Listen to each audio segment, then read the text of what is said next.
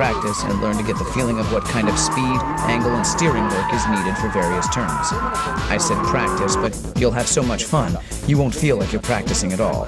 You'll have a lot of fun, I can guarantee that. Until you can do all of this with your eyes closed, you'll be spending a lot of your pocket money on tires. You know, if you can't afford new tires, just get some nice ones for the front and go to a scrapyard for the rear tires.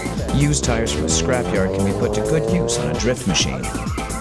After you practice with used tires and become better at drifting, well, let's say you can countersteer and kick the gas in towards the corner exit and drift properly once every 3 times.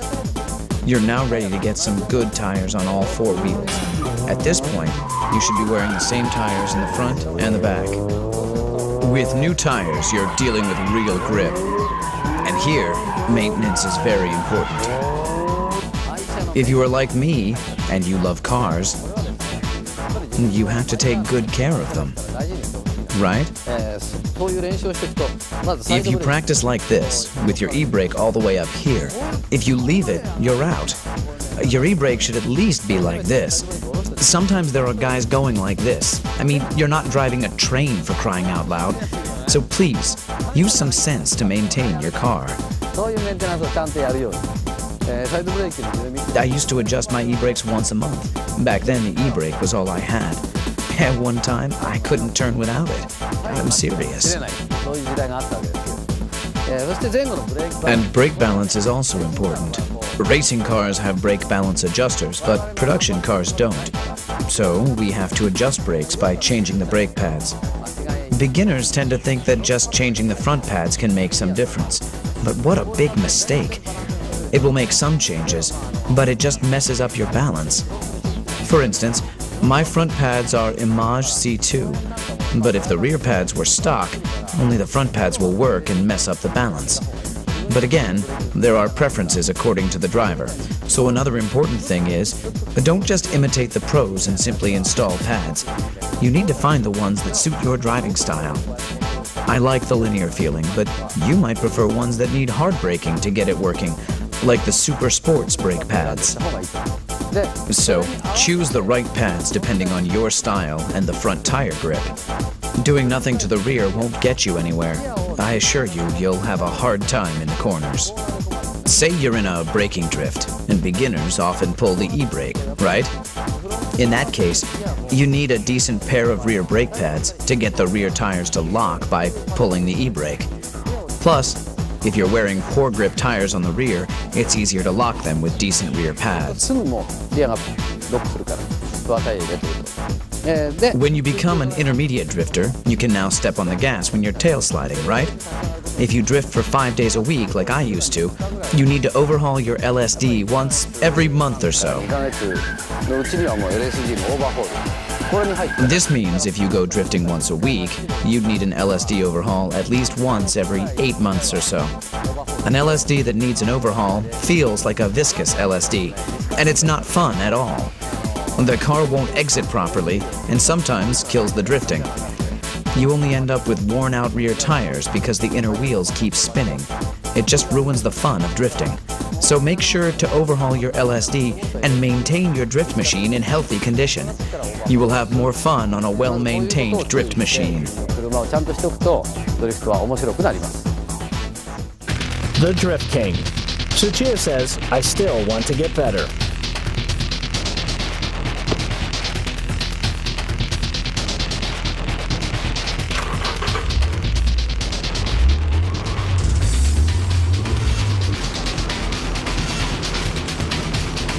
This is Tsuchiya's flat-out drift attack at Ebisu Circuit.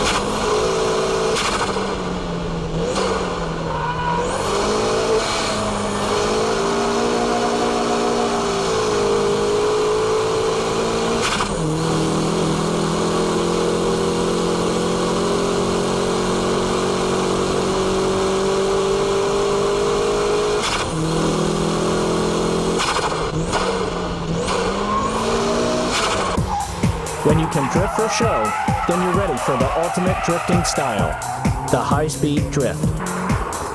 The 6 techniques are still vital for this style of drifting, but now you're going fast. When speed and drift meet, you get the ultimate driving style. The high-speed drift is composed from small countersteering and velocity.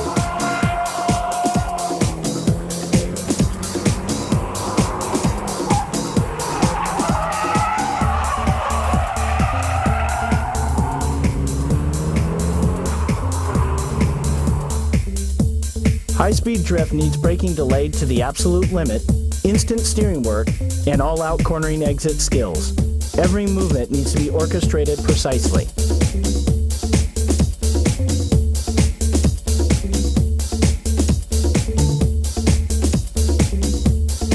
Focus on the steering work as well. In high-speed drifts, tail sliding is controlled and limited, so countersteering work can be minimized. Wheel spins are limited also, making the car easier to grip and accelerate at the corner exit.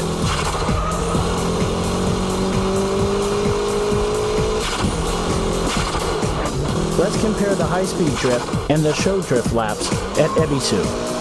Show drifts keeps drifting from the entrance to the exit.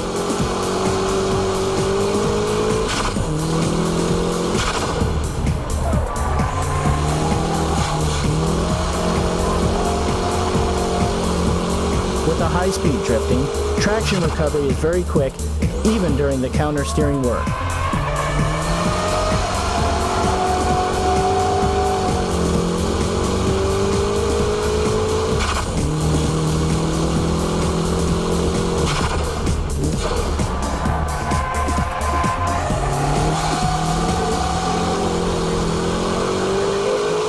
The steering angle is kept at a minimum as well.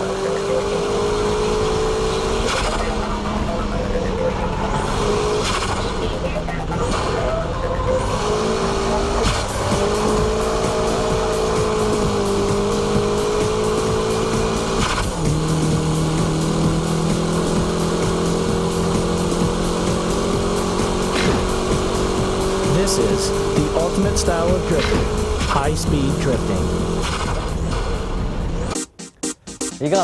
So, how did you like the BMI Special Edition Drift Bible? I hope I was able to show you the profound world of drifting. It's a driving technique and also a sport in its own category.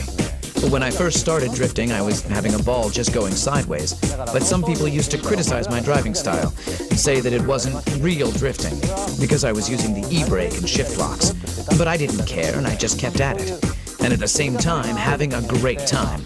As I've been saying all through this DVD, the 6 basic techniques are what make my drifting style possible. After mastering all 6 techniques, I found the dynamic drifting. To be specific, it's a combination of the braking drift and dynamic drift. This style naturally became my own drifting style. Anyway, don't ever give up, even if your car is not turning or has strong oversteer. There's always a way to drift any car. And remember to be safe and have fun. Try to have as much fun as possible when you start drifting. And once you're able to drift, set your goals higher and keep at it.